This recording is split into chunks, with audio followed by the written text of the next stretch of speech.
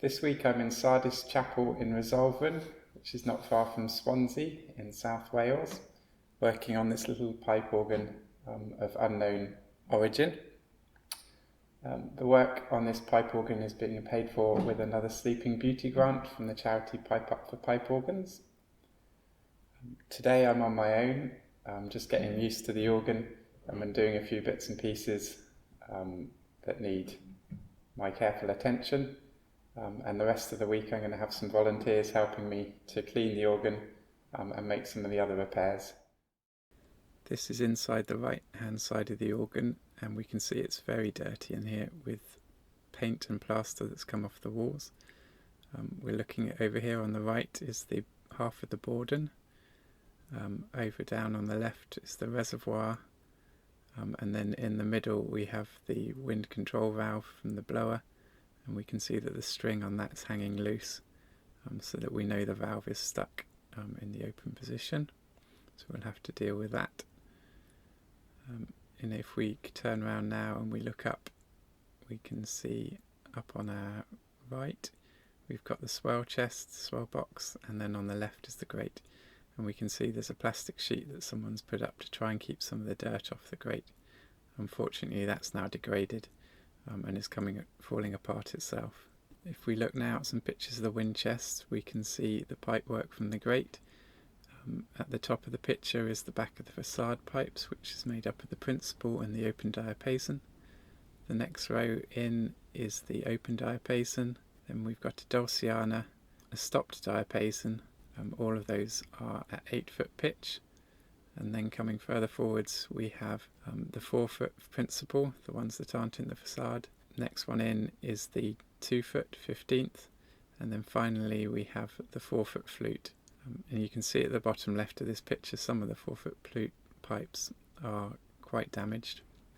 And we can also see that some of the lowest notes on the 15th are quite damaged. One of them has been completely bent into a C shape.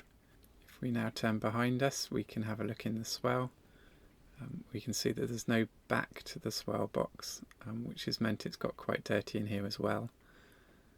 At the back we have the Lieblich Gedacht, a flute. Then we have a solitional. Both of those are at 8-foot. And in front of that there's a 4-foot Gemshorn. And finally at the very front of the box is the oboe.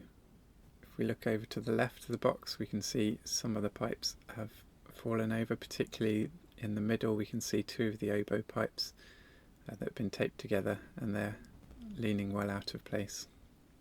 If we now go back down, we can have a look at the back of the facade, and we can see that the pneumatic action for the facade pipes has become unstuck and has dropped down and is no longer working, so we'll have to sort that out.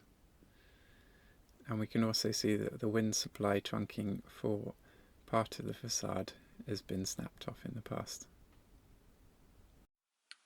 I've done a bit of cleaning up, and I've taken the wind control valve out, so the blower is on the right and there's that duct. And there's the reservoir, and it sits in between because that valve was jammed and the reservoir was overinflated again, and air was coming out the spill valve.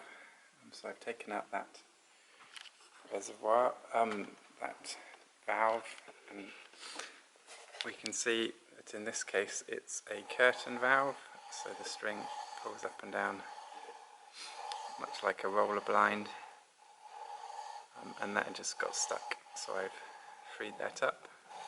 That seems to be working properly. Now I've got to put it back in and re-leather the joints between the 2 parts. Right, so I've got the wind supply valve back in, new leathers on either side, and got it unstuck so it's not jammed. Whilst I'm letting the glue dry up on that fully, thought I'd have a go up here. This is a wind supply trunking. It comes from the pedal chest and goes up to the back of the facade, and these 5 supplies wind to these 5 facade pipes, which are part of the open diapason, and so they're not working at the moment. So now we move on to the second day, where I had volunteers to help.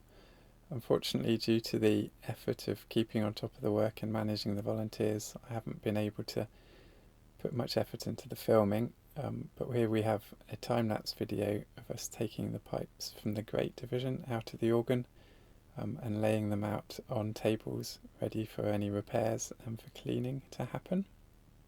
And here you can see the grate division pipework all laid out in their ranks. And here's Dennis and Jason taking the last of the pipes out of the grate and forming a human chain to lay them out on the tables. Here you can see we've taken the rack boards off the grate division so that we could clean under them, and also to make a nice clear surface for working and accessing the swell. Whilst we were doing that, Matt and Jason started the work of cleaning the pipes and repairing any dents, as well as taking pipe stoppers out to clean and grease them. We then moved on to removing the pipes from the swell box and laying them out on more tables, occupying most of the rest of the church. And then Matt was able to get on with and clean out the swell box for us. By the end of the second day, we got 3 ranks of pipes all cleaned and back into the swell box. We started the third day by repairing the pneumatics that operate the facade pipes. You can see here that they have dropped down from the position they should be in, so we re-glued them back in place. Got that working. With that done, we could reinstall the rack boards in the grate and start getting the pipes back in. We didn't put the 15th or the 4-foot flute in at this stage because it gave us better access to get on with other work. At this point I decided to clean the pallets on the grate due to some of the pipes whimpering if only one stop was drawn. Inside this wind chest I found the maker's plate and found that the wind chest predates the organ as it was made in 1854. We then started to get the grate pipe work in tune and gave Jason the first go at tuning a pipe organ. On day 4 we were also joined by Peter and Ian. In the morning Dennis and Peter spent their time roughing in the tuning of the swell, whilst Jason and Ian used the soldering iron to repair some of the metal pipes. In particular, they reattached some shades that were missing off the top of some of the oboe pipes, and also repaired some damaged tuning scrolls. I spent my time working on the 4-foot flute, cleaning the pipes, lubricating the tuning slides, and repairing split pipes. We took a welcome break at lunchtime where we were treated to the hospitalities of Sardis Chapel, and we joined them for a delicious lunch. In the afternoon we installed the remaining pipework ready for the last day. We rounded off the week by getting the organ in tune. When Dennis and I were doing this, Peter spent some time on leather work, patching the corner of the reservoir and re-leathering 3 pneumatic motors. In the afternoon we were joined by Roger, the organist from St. Thai Lugs in Hawaii.